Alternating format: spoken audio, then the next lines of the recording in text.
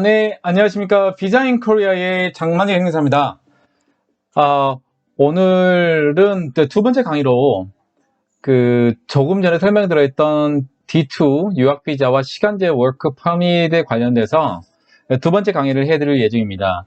유학비자 같은 경우에는 국내에서 E7이라든가 F2 비자로 변경할 수 있는 조건들도 굉장히 많이 있고, 또 가점 부분을 받을 수 있는 부분들이 상당히 많이 있어서 한국인 유학생이 한국에서 E7 비자 같은 비자로 변경하는 그 부분이 굉장히 많이 증가하고 있는 게 사실입니다.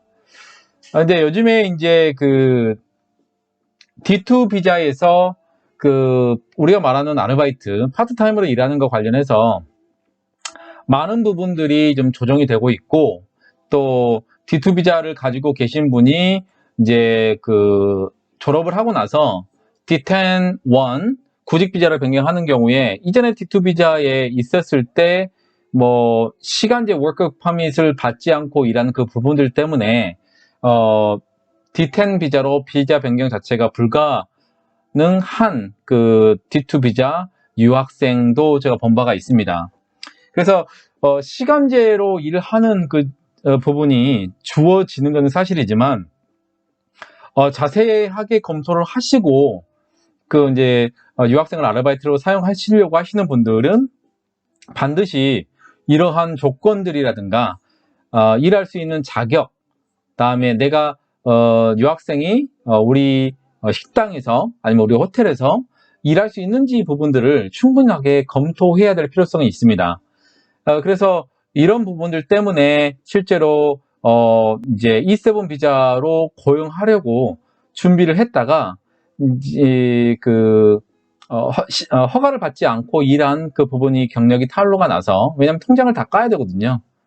그래서 이제 그런 부분들이 있다라고 하는 부분들을 제가 이제 연락을 받은 경우가 많이 있거든요. 그래서 D2 비자는 기본적으로 전 시간에 설명해드린 부분들 뿐만 아니고 이번 시간에 설명한 그 부분들 중에서도 좀 유심히 좀 보셔야 되는 필요성은 있습니다.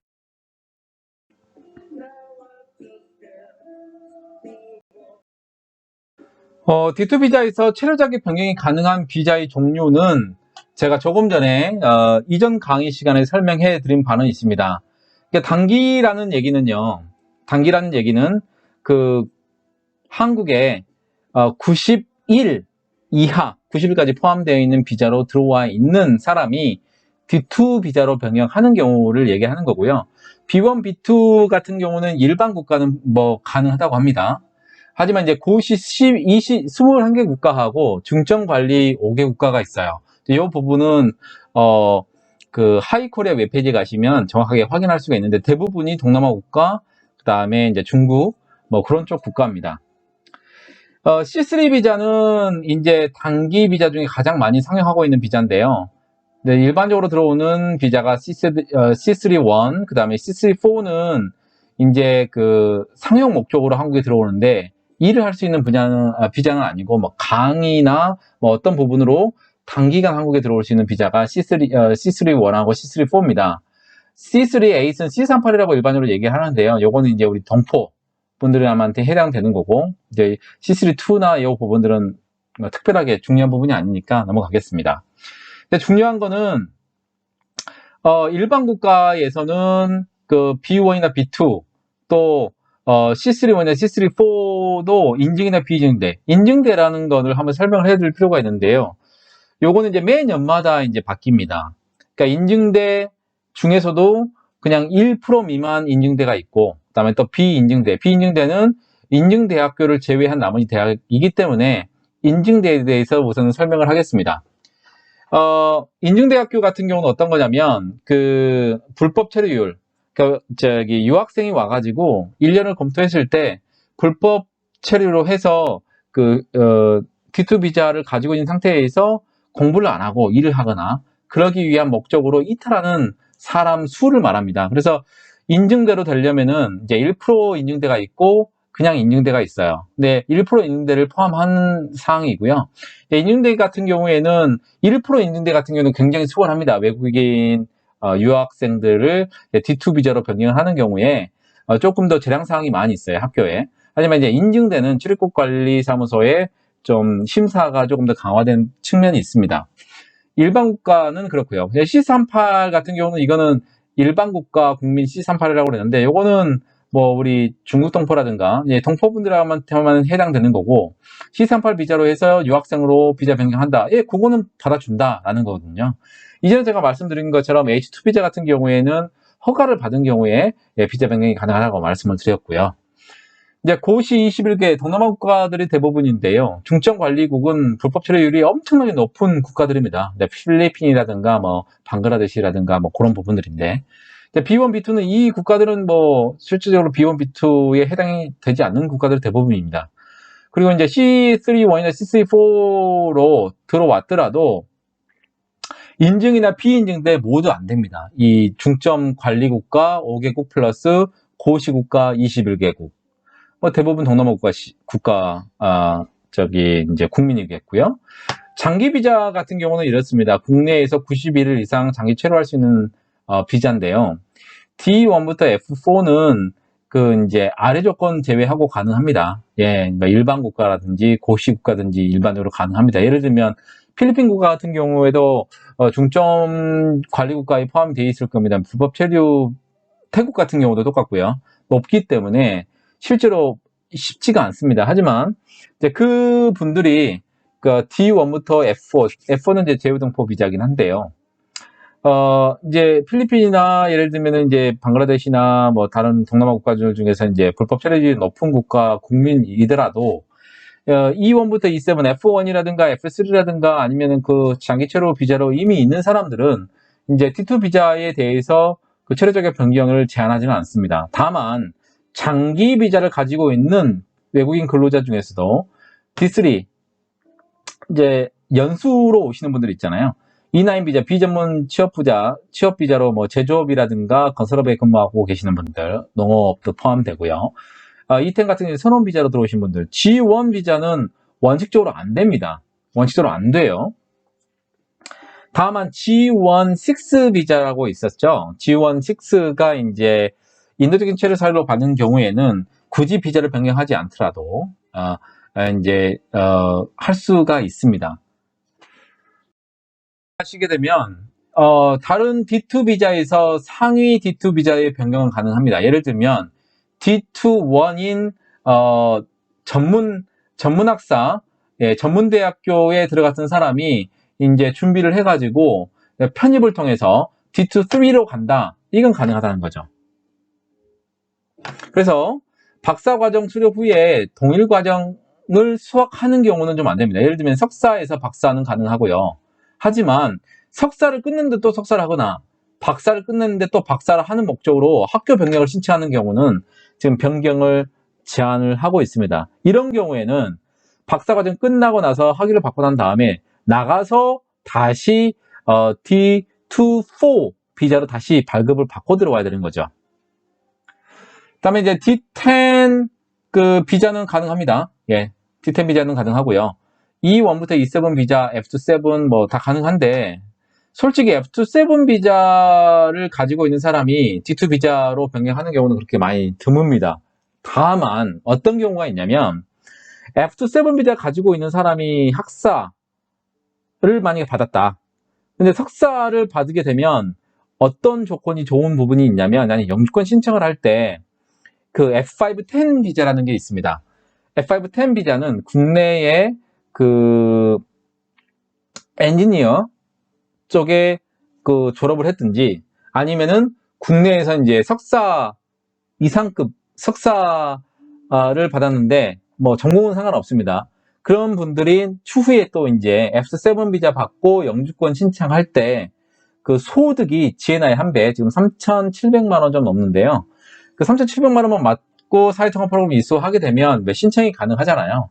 그래서 이제 이런 부분들이 F7 비자 가지고 계신 분들도 이제 D2로 갔다가 다시 이제 하는 경우가 있습니다.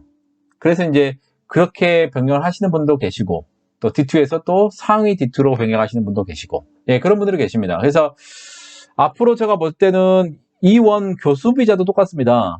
석사로 전문대학교 교수를 강의를 하고 있더라도 이제 D2로 변경을 해서 박사과정 밟고 나서 다른 대학 교수도 들어가게 되는 경우에 국내 대학 박사학위 졸업자는 F5-15, F5-15 비자를 신청할 수 있고, 이 경우에는 국내에서 그 사회통합 프로그램 5단계를 이수하지 않아도 GNI 한 배 소득이 있으면 신청이 가능하기 때문에, 요즘 경향이 그렇습니다. 요즘 경향이 제가 이제 사람들을 많이 만나보면 F2-7 비자 변경하기 위해서는 국내에서 사이버 대학이든 학점 은행제든 아니면 수강을 들으면 F2-7 비자 변경할 때 대학교 점수가 추가 점수가 주어지는 건 사실입니다. 다만 국내에서 비자 변경을 하지 않고 국내 사이버 강의라든가 그걸 통해서 높은 학위를 취득하는 경우에는 그 높은 취득 학위에 해당하는 점수를 받지만 국내 유학으로 와서 한 부분이 아니기 때문에 이제 그 유학생 비자로 취업할 때 F2-7 비자로 변경할 때의 추가 점수는 대상이 아닙니다. 또 이 부분도 국내에서 이제 이 비자로 일을 하고 있으면서 석사 학위 과정해서 석사 받을 수는 있는데, 문제는 GNI 한 배 소득으로 할 수 있는 부분이 아니고요. 국내 유학으로 와서 석사를 받은 경우가 아니기 때문에 GNI 2배 소득이 필요합니다. 이게 상당히 어려운 거죠. 그래서 제가 최근에 만난 F2-7 비자 가시고 계신 분도 F2-7 비자로 변경한 후에 이제 대학교에서 이제 석사 학위 과정을 마쳐서 학위를 받은 사람이 있는데, 그 분도 국내에서 학위는 인정이 되지만 영주권 F5-10 비자 신청하기 위한 D2 비자로 한국에서 석사 학위를 받았다. 그 조건을 충족하지 못해서 좀 어려워한 게 하는 부분이 좀 있어요. 그래서 제가 볼 때는 가능한 한 이제 어떤 목적에 따라서 D2로 비자를 변경해서 그다음에 나중에 석사학위 끝나고 나서 관련된 부분에서 일을 하는 게 좀 좋을 건지는 생각을 좀 해봐야 되는데, 장기적인 관점으로 봤을 때 GNI 2배 소득을 얻어서 영주권 받기가 쉽지 않다 그러시면 빠른 시간 안에 D2로 변경을 해서 다시 또 E7, F2-7, 어차피 F2-7 그냥 될 거예요. 그분들은 이미 F2-7 비자를 가지고 있거나 그런 한국어를 준비하신 분들은 F2-7 비자 변경하는 건 크게 문제가 없거든요. 그렇다면은 저 같은 경우는 한 2년 정도 D2 마스터 과정을 이제 아예 비자 변경해서 듣고, 그 이후에 이제 자기가 한국 생활하면서 많은 그 F2-7 비자 요건을 충족했기 때문에 E7보다는 바로 F2-7 비자 가고 영주권을 준비하는 부분이 조금 더 영주권 취득에 유리하다라고 말씀을 해드리고 싶네요. 자, 시간제 워크 퍼밋과 관련된 활동에 대해서 나중에 이제 제가 자세하게 설명해 드릴 부분이 있으면 해 드리겠지만, 시간제 취업은 단순 노무 활동에 한정이 됩니다. 그러니까 단순 노무 활동이라는 그 정의가 참 애매하긴 한데요. 통역하고 번역은 단순 노무 활동에 들어갑니다. 그리고 이제 식당에서 아르바이트 하거나 그런 부분이 되는데, 다만 문제가 되는 거가 어떤 거냐면 E7 비자에 관련되어 있는 85개 직종군 안에서 활동하는 것은 제한이 됩니다. 어떤 내용인지 아시겠죠? 네. 파트타임을 할 수가 있어요. 단순 노무 직종에. 예를 들면 일반 회사에 단순 사무, 그런 것들은 가능하죠. 물건을 나르고 옮기고 그런 것들 가능합니다. 하지만 이제 그 E7 비자에 관련된 E7-1 비자에 관련되어 있는 그쪽에 관련된 부분에서는 전문적인 직업에서는 일을 하지 못합니다. 그건 꼭 알으셔야 되고요. 이제 일반적으로 제조업이나 건설업은 원칙적으로 차단입니다. 원칙적으로 차단해요. 하지만 이제 건설업은 예외로 허용을 했어요. 토픽 4급이나 사회통합 프로그램 4단계 이수하게 되면 예외적으로 허용을 하게 됐습니다. 다만 제조업은 다 막혔어요. 왜냐하면 제조업에 유학생 D2 비자 가지고 계신 분이 일을 하는 것을 허용을 해버리면 어떤 문제가 생기냐면, 지금 현재 한국에 들어와 있는 E9 비자 근로자의 일자리를 잃어버립니다. 그래서 단순하게 야간만 일하거나 단순하게 주간에 3, 4시간만 일하는 그렇게 필요한 사람들을 고용하게끔 다 오픈을 해버리면 지금 현재 E9 비자 근로자들 또 한국인 근로자들에 대한 그 채용에 대한 문제가 생길 수 있는 여지가 있기 때문에 제조업은 원격하게 제한을 하고 있습니다. 이거 토픽 4급에서 사회통합 프로그램 4단계를 이수해도 안 됩니다. 다만 제조업이라고 하더라도 그 회사의 서비스에 별도로 있다. 제조업 말고 서비스업. 뭐 그런 부분이 서비스업 같은 게 추가가 돼 있어서 실제로 그 회사에서 운영을 하고 있는 경우에는 가능합니다. 다만 워크 퍼밋을 받기 위해서는 일반적으로 이런 절차를 거칩니다. 워크 퍼밋은 이제 아르바이트 계약서나 단기 취업 계약서를 작성을 하고 회사의 사업자 등록증을 첨부를 해가지고 이제 각 학교마다 담당자가 있어요. 그 담당자를 통해서 확인을 받고 출입국에 신고를 하는 부분이죠. 그러니까 담당자가 미리 한 번을 더 확인하는 거죠. 그래서 그 해당 대학교에서 허가가 돼야 되는 겁니다. 이런 절차가 싫어가지고 이제 허가 없이 진행하는 경우에는 굉장히 나중에 불이익이 따르기 때문에 그 부분은 각별하게 주의를 하셔야 됩니다. 어학연수는 D4-1 비자로 들어오신 분들이 일반적인데요. 한국어 능력 수준은 이제 2급 정도가 있어야 됩니다. 근데 하지만 이제 10시간 미만에 이제 일을 하는 경우에는 2급이 아니어도 상관없어요. 일주일 기준입니다. 주 5일 기준으로 했을 때. 토요일하고 일요일 날 주말하고 방학은 제한이 없습니다. 다만 어학연수 과정 D4-1으로 들어오신 분들은 주중이라든가 주말 방학 기간 포함한 기간이기 때문에 일반적으로 D2 비자 이상으로 오신 분들하고는 차이가 있어요. 왜냐하면 어학연수는 한국어를 배우려고 온 사람들이거든요. 또 이분들이 아르바이트를 할 수 있는 기간은 6개월이 지나야 됩니다. 그러니까 한 번째 연장을 할 때부터 가능하거든요.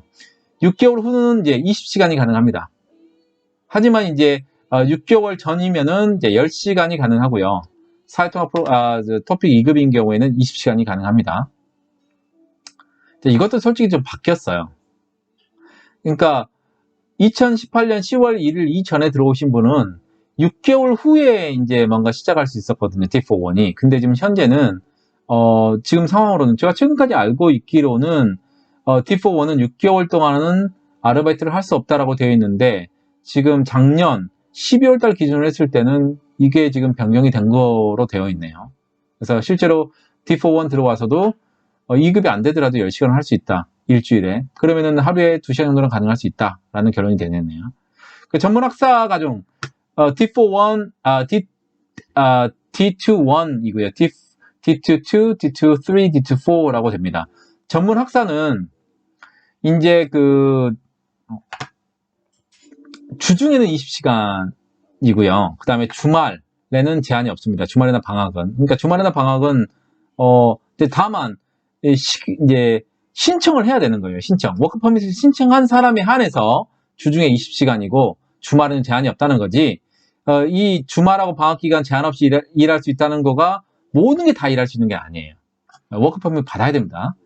근데 토픽 상급을 받은 경우에는 이제 상급을 받지 못한 경우에는 주중하고 주말, 방학 포함해서 10시간밖에 안 돼요. 그러니까 일주일을 기간으로 잡았을 때 거의 일할 수 없다라고 보시면 돼요. 방학 기간이 엄청나게 일을 많이 할 수 있는데 안 돼요. 그리고 이제 그래서 3급이 되면 주중에는 20시간, 주말은 제한이 없고요. 방학도 제한이 없어요. 그래서 3급을 취득하는 게 가장 우선적인 목표가 되겠죠. 대부분 전문 학사 과정에서는 토픽 2급을 원하거든요. 2급이 있어야 전문 학사 과정에 들어올 수 있어요. 최소한의 한국어는 마스터를 하고 와야 강의를 듣거든요. 한국어 강의하는데 강의를 이해를 못하면 의미가 없기 때문에. 하지만 3급 정도 되면 이제 주중에 20시간, 하루에 4시간 정도 일할 수 있죠. 그 다음에 주말 같은 경우는 제한이 없죠. 이제 학사 과정은 약간 이제 구분이 조금 더 명확하게 되어 있습니다. 1학년, 2학년 과정은 이제 별도로 이제 구분이 되어 있어요. 1학년, 2학년 과정 같은 경우에는 이제 주중에 20시간, 주말은 제한이 없습니다. 제가 또 한 번 말씀드립니다. 이 주말하고 방학은 제한이 없다는 얘기는 워크 퍼밋을 받아야 된다는 얘기예요. 받고 일해야 된다는 얘기지 주말하고 방학이 제한 없이 일을 할 수 있다고 되어 있다고 해서 신고 없이 일하는 건 아닙니다. 상급을 만약에 취득을 했다. 솔직히 이거는 학사 과정은 기본적으로 이제 들어올 때 3급이 기본입니다. 그런데 왜 적어놨느냐? 영어로 강의를 들으시는 분들이 있기 때문에 적어놓은 거예요. 영어로 강의 들으시는 분들은 20시간밖에 못해요. 그리고 이제 10시간밖에 못해요. 3급을 충족하지 못했기 때문에. 충족한 사람 같은 경우는 주중에 20시간, 이제 주말이나 방학은 제한이 없습니다. 일은 할 수는 있어요. 하지만 이제 이게 아니면 할 수가 없는 거죠. 3, 4학년 같은 경우는 이제 원래 20시간에 이제 주말에 제한이 없었는데 지금은 이제 4급 3, 4학년들은 4급이 기본이 됩니다. 4급이 못 받았을 경우 10시간밖에 안 되는 거고요. 4급을 받은 경우에 20시간, 그 다음에 주말은 주말이나 방학은 제한 없이 할 수 있습니다. 네, 그리고 이제 그 석박사 과정 같은 경우는 이제 솔직히 이제 4급을 요청하는 경우인데 15시간은 4급이 없어도 가능하고 주 이제 30시간까지 가능합니다. 예, 그 부분들 여기 좀 잘렸네요. 예. 이제 동반자 초청에 대한 거를 이제 한번 좀 배우겠습니다. 자, 원칙상으로 동반자를 초청하기 위해서는 그 본국에서 배우자 초청 담당을 합니다. 그러니까 예를 들면 본국에서 F3 비자를 신청을 해야 돼요. 특히 이제 어학연수인 D4-1 비자나 단기 유학생 가정 초청을 지금 불허하고 있습니다. 2018년 3월 1일부터. 다만 이제 경우에 따라서는 D2 비자로 가지고 있는 분이 국내에서 이제 인도적인 차이가 있으면 할 수 있는데 가급적이면 F3 비자를 본국에서 신청하시고 한국에 들어오셔야 됩니다. 특히 이제 얼마 전에 우즈베키스탄에서 이제 한국에 와서 이제 D2로 이제 유학을 하고 있는 사람이 이제 전화가 왔었는데 이제 국내에서 비자 자체가 이제 F3, C3로 한국에 들어와서 이제 F3로 아이 자체가 이제 불가능해졌다. 연락을 받았다. 그렇게 얘기를 하시더라고요. 그 경우에는 본국으로 가서 절차를 진행해서 F3를 바꿔 들어와야 돼요. 대부분이 특별한 경우가 아니고서는 정말 밖에서 바꿔 들어와야 됩니다. D2 비자의 배우자는. 불법적인 유학생에 대해서 간단하게 제가 설명을 해드릴게요. 조금 전에 제가 설명해드린 것처럼 건설업은 불가하지만 토픽 4급 이상, 4.4단계 이상은 부분적으로 가능하다. 제조업은 불가능하다. 다만 신고를 하지 않고 불법 취업에서 이제 취업에서 적발된 경우에는 그 적발 횟수 관련 없이 이전에는 적발이 있었어요. 횟수에 따라서 약간 완화되는 규정이 있었는데 횟수에 관계없이 1차 적발되면 바로 30일 이내 출국 명령, 입국 규제는 유예가 됩니다. 그러니까 출국 명령을 받을 때 입국할 때 어떤 조건을 가지고 들어올 때 들어올 수 있다는 여지가 있는 거죠. 근데 건설업하고 제조업이라고 나왔기 때문에 농업하고 축산업에서 일하는 경우 워크 퍼밋을 받고 일하는 경우는 문제 없습니다. 다만 그 경우라도 건설업하고 제조업 같은 경우는 적발되는 경우에 바로 이제 출국 명령이 떨어지는 거고요. 아르바이트라든가 그런 부분들은 적발되면 이제 벌금이 이제 주어지는 경우가 있죠. 하지만 바로 출국 명령은 되지는 않습니다. 다만 이제 회차에 따라서 출국 명령을 할 수 있는 경우도 있겠죠. 다만 그 경우에는 문제가 되는 게 D10, 그다음에 유학생이 유학 비자를 끝내고 난 다음에 이제 직업을 찾기 위해서 D10 1 비자로 변경하는데 D10 1 비자 변경 자체를 이제 제한을 주기 때문에 근데 결국적으로 유학생은 이제 불법 취업을 하면 안 된다라는 거하고 이제 규결이 됩니다. 그래서 당당하게 유학생들에게도 일할 수 있는 기회가 주어지기 때문에 제발 워크 퍼밋을 받고 아르바이트를 하시기 바랍니다. 시간제 취업 허가 위반자에 대해서는 졸업 후에 D10 자격 제한 돼 있잖아요. 예, 써놨잖아요. 빨간색으로 써놨잖아요. 그래서 이제 대부분 분들이 D2 비자를 고용하고 싶은 업주분들이 정말 이 강의를 들으셔야 돼요. 예, 그래서 시간제 강의 때문에 불이익 또 불법 취업을 한 D2 유학생뿐만이 아니고 고용주도 처벌을 받습니다.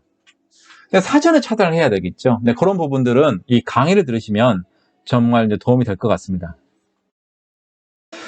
자세한 강의, 요거보다 자세한 강의는 실제로 이제 사례나 그 부분들 포함해서 합격의 법학원 2019년 출입국 이민 행정 동영상을 수강하시면 큰 도움이 될 것입니다.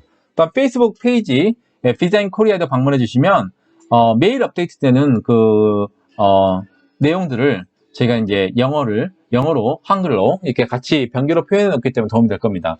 공유와 구독은 강의에 굉장히 큰 도움이 되고 있기 때문에 정말로 구독 꼭 부탁드리겠습니다. 이상 장마행정사였습니다. 감사합니다.